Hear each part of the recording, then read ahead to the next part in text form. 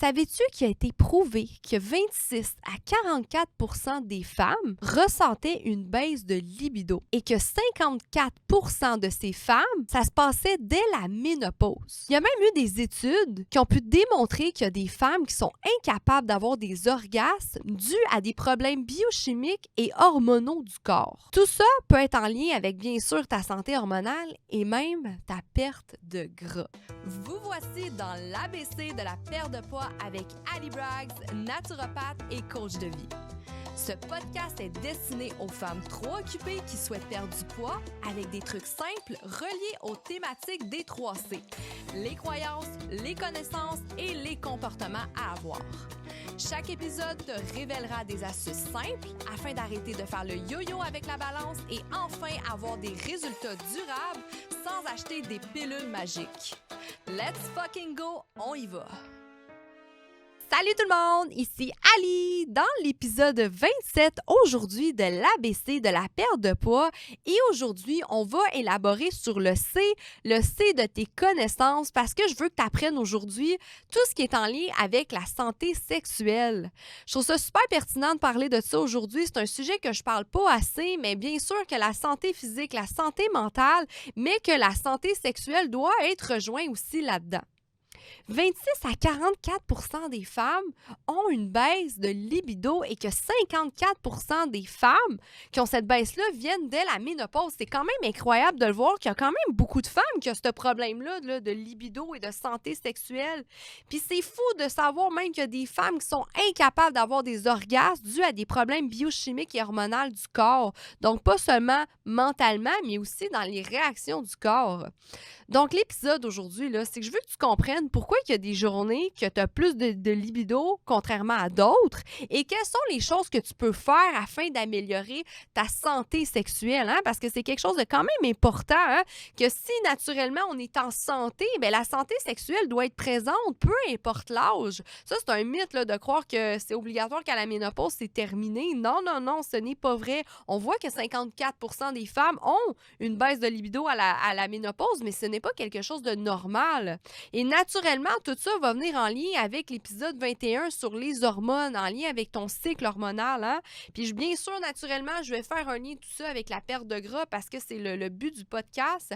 Mais je crois sincèrement qu'une santé physique, une santé mentale, il faut parler aussi de la santé sexuelle. C'est ce qui fait que si ton corps est en santé, le symptôme à tout ça, naturellement, c'est une perte de gras.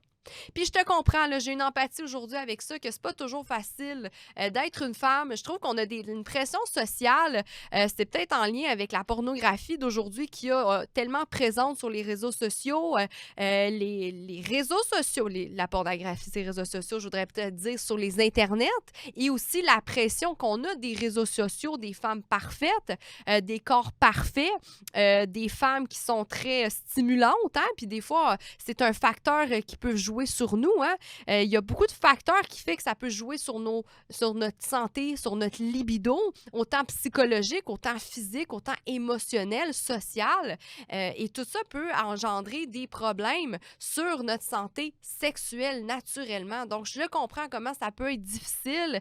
Puis la vérité là-dedans, là, c'est qu'une femme, là, c'est beaucoup plus difficile c'est beaucoup plus difficile à cause de la fluctuation dans nos hormones. Avec notre cycle hormonal, notre libido n'est pas toujours constante, contrairement à un homme. Hein? C'est très différent. Donc, tout ça vient naturellement, comme je viens de le dire, avec le cycle hormonal. Donc, c'est ça la vérité. Il faut arrêter de se mettre une pression à cause des internets, à cause des autres. Et il faut comprendre que parfois, notre corps ne va pas bien. Donc, c'est normal qu'il ne répond pas comme on le voudrait ou comme notre conjoint voudrait. Hein?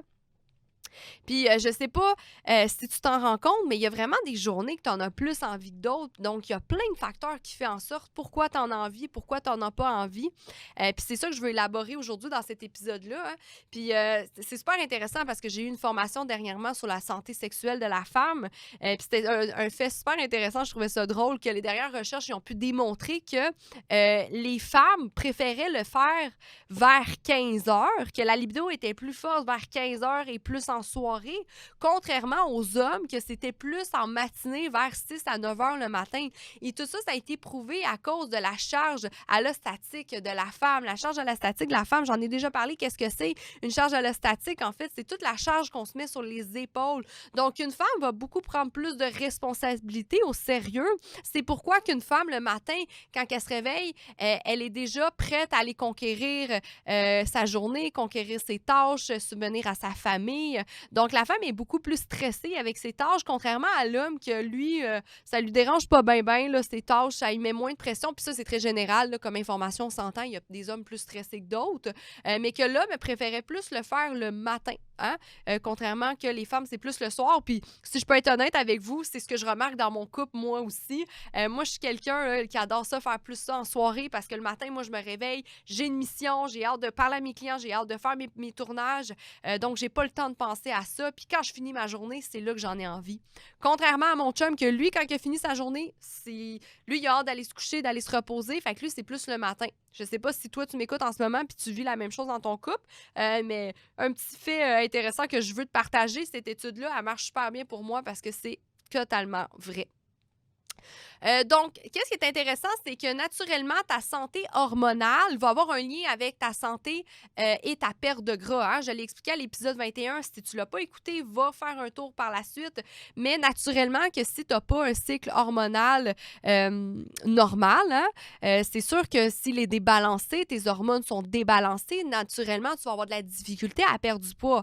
Et naturellement, si ta santé hormonale est débalancée, n'est pas saine, mais naturellement, c'est sûr que ta libido, elle peut être difficile à avoir. Hein? Donc, tout ça, c'est relié. Bien sûr, ça va être relié au système nerveux. On s'entend, une femme qui est stressée, c'est beaucoup plus difficile là, d'avoir des envies sexuelles. Là. Ça, c'est très courant là, en lien avec le cortisol, l'adrénaline. Une trop hausse de cortisol, ça peut donner des envies, mais il y a même eu des recherches, je pense que j'en parle plus tard dans le podcast, là, je vais regarder mes notes, mais que tu peux peut-être avoir des envies, mais l'orgasme est plus difficile avec une trop hausse de cortisol. Donc, c'est des faits super intéressants à comprendre. Puis tout ça, comme je viens de le dire, c'est pour te renseigner de toi, comment tu es, pourquoi tu es comme ça. Parce que, comme je le dis, des fois, les femmes, on peut se remettre en question. Il me semble que j'en ai pas envie. Pourquoi? Mais souvent, ça peut être en lien avec notre cycle hormonal. Là. Naturellement aussi, si tu as des troubles là, avec tes hormones, un syndrome d'ovaire polykystique, il y a beaucoup de syndromes, beaucoup de causes qui fait en sorte que des problèmes de thyroïde aussi, hein, ça peut causer des problèmes en lien avec la libido. Ça a été prouvé ça aussi, donc faut comprendre tout ça, hein. Donc, naturellement, si tu as des problèmes de santé, bien, ça va être dur pour toi de réaliser tes hormones et encore moins d'avoir des envies sexuelles. Tout ça est relié, je le dis tout le temps, tous nos systèmes sont reliés ensemble dans le corps. Quand il y en a un qui va pas bien, c'est comme l'effet domino, ça va venir jouer sur les autres. Naturellement aussi, le poids excessif peut perturber l'équilibre hormonal d'une femme, notamment en augmentant la production d'hormones comme l'estrogène et aussi l'insuline. Donc, naturellement, si tu as un excès de poids, bien, ça va venir jouer sur tes hormones. J'en ai expliqué dans l'épisode 21 aussi. Puis ça, c'est dû à une hausse d'estrogène et aussi d'insuline. Ces déséquilibres hormonaux peuvent aussi perturber le fonctionnement du système endocrinien qui régule la libido et d'autres aspects de la fonction sexuelle. Un excès, comme je viens de l'expliquer, un excès d'insuline peut conduire à la résistance à l'insuline qui va aussi venir perturber au système hormonal. Hein. La résistance à l'insuline, j'en ai parlé à l'épisode 26 aussi juste avant. Donc, si tu n'es pas sûr de savoir qu'est-ce que c'est, j'en ai expliqué en fait que la résistance à l'insuline peut causer de l'inflammation. Naturellement, tu as de l'inflammation, tu vas avoir des perturbateurs dans ton cycle, dans ton système hormonal qui peuvent t'empêcher aussi de perdre du gras. Et naturellement, bien, tout ça va venir affecter la libido et le bien-être sexuel. Ça peut aussi venir en lien avec l'estime de soi. Le surpoids est une source primaire du manque de confiance en soi chez une femme.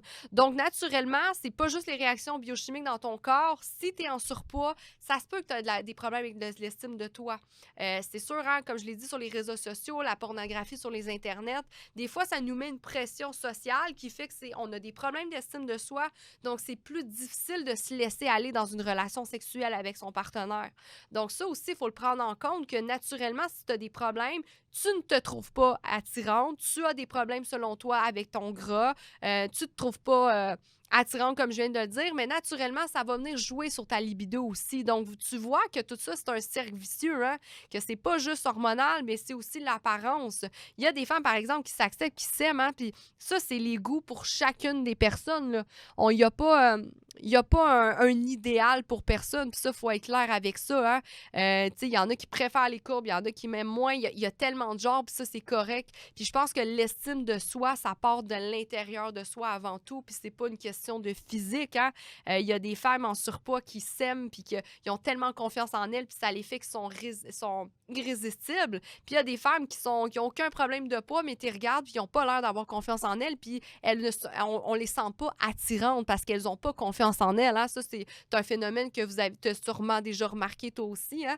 Fait que l'estime de soi, il faut beaucoup la travailler. Il y a la confiance en soi, l'estime de soi. C'est quelque chose que je pourrais élaborer dans d'autres podcasts aussi, mais c'est un fait très intéressant que ce n'est pas seulement biochimique dans le corps. Tout ça peut créer des barrières physiques et psychologiques, ce qui peut perturber la santé sexuelle chez une femme naturellement.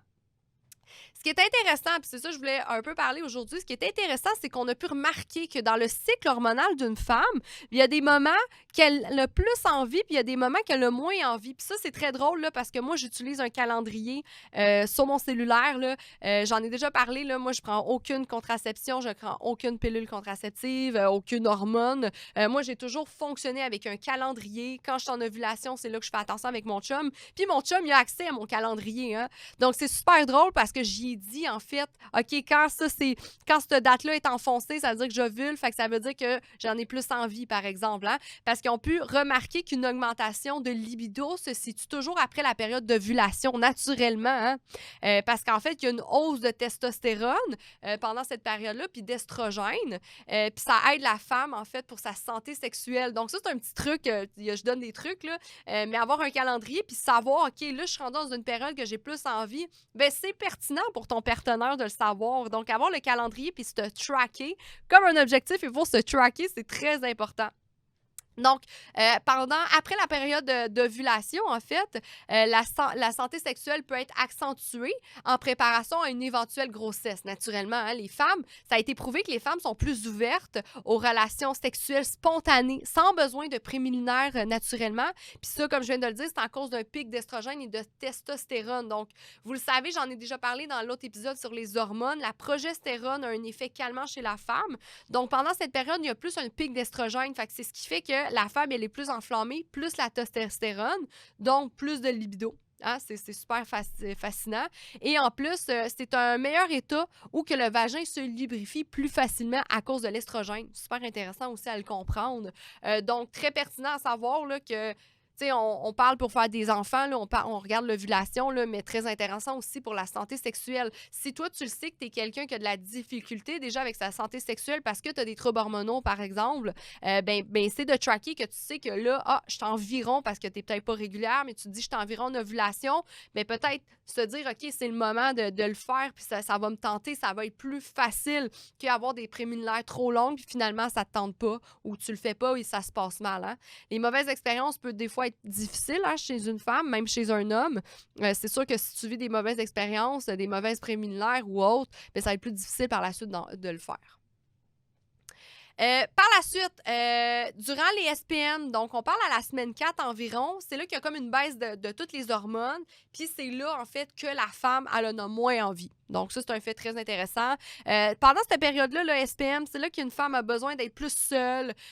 Aussi, très intéressant, les femmes sont souvent à plus risque d'infection vaginale. Fait que peut-être que toi, tu as souvent des infections vaginales. Puis ça, c'est à cause du pH du vagin.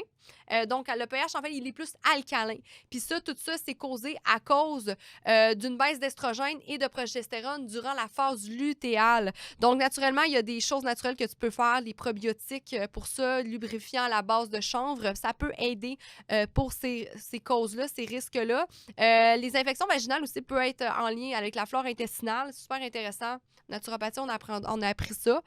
Donc, c'est ça. Fait que très intéressant, durant les SPM, c'est là qu'on a le moins envie, je te dirais. L'ovulation, c'est là qu'on a plus envie. envie. SPM, là, avant nos règles, là, semaine 4, là, durant la semaine 4, là, c'est là qu'on a plus de difficultés. Fait que si tu pourrais peut-être avertir ton chum, peut-être qu'il le sait déjà, là, il voit que tu as envie de manger des gâteaux et tu es de mauvaise humeur, ben naturellement, c'est pas là que tu as envie de faire l'amour ou avoir des relations sexuelles. Donc, c'est très intéressant à le savoir.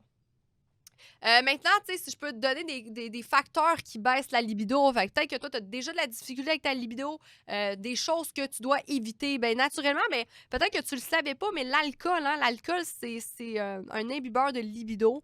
Naturellement, le stress, j'en ai déjà parlé en lien avec la réponse adrénaline et cortisol. Les problèmes de thyroïde, pardon, c'est ça, la thyroïde, hein, ça vient avec le système hormonal, ça peut avoir des impacts sur la libido. Prendre des hormones, prendre des médicaments, ça va venir jouer là, naturellement sur la libido. Hein. La pilule contraceptive peut avoir des impacts sur la libido. La dépression, bien sûr, à cause d'une inflammation, puis ça peut perturber ton système hormonal. L'obésité, comme j'en ai parlé, autant chimiquement dans le corps, mais aussi socialement, l'estime de soi et autres. Et naturellement, comme n'importe quoi, bien, les aliments transformés, le sucre, tout ça, ça a des répercussions générales sur ta santé hormonale, donc sur ta santé sexuelle. Donc, il faut que tu fasses attention à ça. Si tu le sais que tu as déjà de la misère, que tu le vois que c'est peut-être un moment plus difficile avec ton conjoint, puis là, vous voulez élaborer un petit peu plus, bien, peut-être éviter ces choses-là en détail va avoir une belle répercussion sur ta santé sexuelle et ta libido. Maintenant, des conseils que je peux te donner, là, je te dis pas juste qu'est-ce que tu peux éviter, mais qu'est-ce que tu peux faire pour avoir une meilleure santé sexuelle. C'est sûr que ça revient aussi un peu en lien avec la santé hormonale, là, mais l'entraînement musculaire, ça a été prouvé que grâce à l'augmentation de la circulation sanguine, bien, tout ça, ça a aidé à une meilleure sensibilité, une réactivité sexuelle, induisant le désir sexuel. Donc, c'est super. La sécrétion d'endorphine aussi qui fait ça pendant l'entraînement. L'endorphine, c'est là pour le plaisir, donc ça donne envie d'avoir des relations sexuelles. Donc, la musculation, c'est très conseillé, l'entraînement général. 100% aussi, la gestion du stress, là, c'est important de le comprendre, ça, que si tu es une femme stressée, tu as de l'hypersécrétion d'hormones de stress, cortisol, adrénaline. J'ai eu un épisode là-dessus aussi sur la gestion du stress. C'est très important que tu ailles régler ce problème-là parce qu'une femme stressée n'a pas envie d'avoir des relations sexuelles, a de la difficulté à avoir des orgasmes aussi à cause du cortisol élevé. C'est très, très important de le comprendre. Donc, il y a des suppléments naturels qui peuvent t'aider pour ça. Neuromag de Design for Health. Je vais pouvoir mettre les liens si tu veux à la fin du podcast que tu vas pouvoir cliquer dessus. Avec Ali, tu as un 15% de rabais. Mais le magnésium, naturellement, peut t'aider. La L-théanine aussi, ça peut aider pour l'anxiété. Il y a des plantes adaptogènes aussi, la ashwagandha ou autre. Faut que tu trouves des moyens pour avoir une bonne gestion de stress. C'est très, très important. La gestion du sommeil aussi. Si tu n'as pas un sommeil réparateur, mais naturellement, ça va venir jouer sur ton système nerveux. Donc, c'est sûr que tu vas avoir des perturbations sur la santé de ta libido, la santé sexuelle, pardon.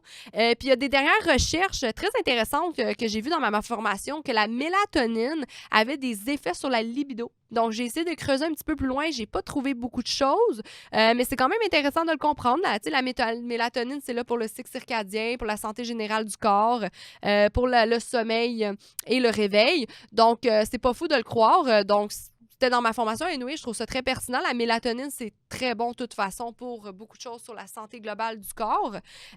Aussi, tu sais, préparer le moment hein, quand tu veux passer à l'acte. Ça, c'est un conseil que je peux te donner aussi. C'est super important.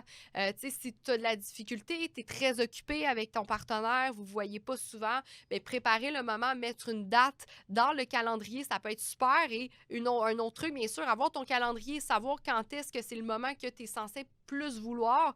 Prépare-toi pas une date night le soir de tes SPM. Là. C'est sûr que peut-être ça ne te tentera pas puis ça va mal tourner si tu as déjà de la difficulté. Puis ça, c'est très général. Il y a des femmes qui le font tout le temps, ils ont tout le temps envie puis c'est bien correct. Là. Ah, c'est tant mieux pour elles. Mais il y a des femmes que c'est plus difficile puis c'est ça que je veux élaborer dans cet épisode-là, que préparer le moment puis que ça soit un bon moment pour toi, c'est sûr que ça va être super bon. Prendre l'habitude hein, aussi, avoir des relations sexuelles, c'est plus que tu le fais, plus que tu en as envie, moins que tu le fais, moins que tu en as envie. Maintenant que tu viens raquer, c'est que tu oublies quasiment. Fait que ça, c'est quelque chose de super important. Moi puis mon conjoint, on est très occupés, mais sincèrement, on se met des date night. Là. On se met dans le calendrier, OK, à soir, on se voit, c'est notre soirée ensemble d'amoureux et autres, parce que des fois, c'est facile de l'oublier quand tu es occupé et autres. Donc, c'est très important de planifier des moments si tu sais que tu es occupé ou tu as moins envie.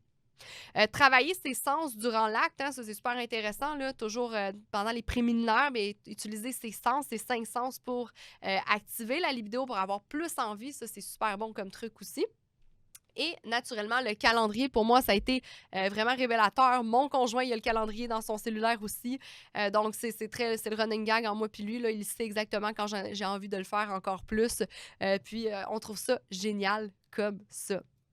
Donc, en résumé, tu as vraiment bien compris que ça peut être compliqué pour une femme d'avoir une santé sexuelle et de la libido à 100%. Là. C'est vraiment en lien avec le cycle hormonal. Il y a des périodes qu'on a plus envie, il y a des périodes qu'on a moins envie. Les hormones peuvent faire en sorte que ça peut venir jouer sur notre libido. Fait que c'est quand même compliqué.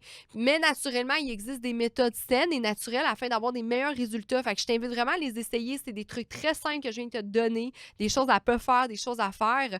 Puis sincèrement, ça peut faire une grosse différence dans ton couple ou avec ton partenaire, tout simplement, en lien avec ta santé hormonale et ta santé sexuelle. Surtout, n'hésite pas à partager ce petit podcast si tu as trouvé le sujet intéressant. Ça m'encourage toujours à faire des nouveaux épisodes pour t'aider à être en meilleure santé et à perdre du gras. La semaine prochaine, je vais te faire un épisode contre tes croyances que de croire que perdre du gras, c'est facile. T'as beau savoir comment faire et peut-être même que tu vois sur Internet des gens qui disent que c'est super facile de perdre du gras. OK, ça l'est, mais si tu mets pas les actions, ben tu réussiras pas. Puis c'est ça qui est important de comprendre. Je veux casser ta croyance de croire que tout est facile, tout est dans le bec. Donc, les âmes sensibles, s'abstenir de cet épisode-là parce que je te rentre dedans la semaine prochaine. Merci beaucoup de ton écoute et de ton intérêt. On se retrouve lundi prochain, ma femme en santé. Bye!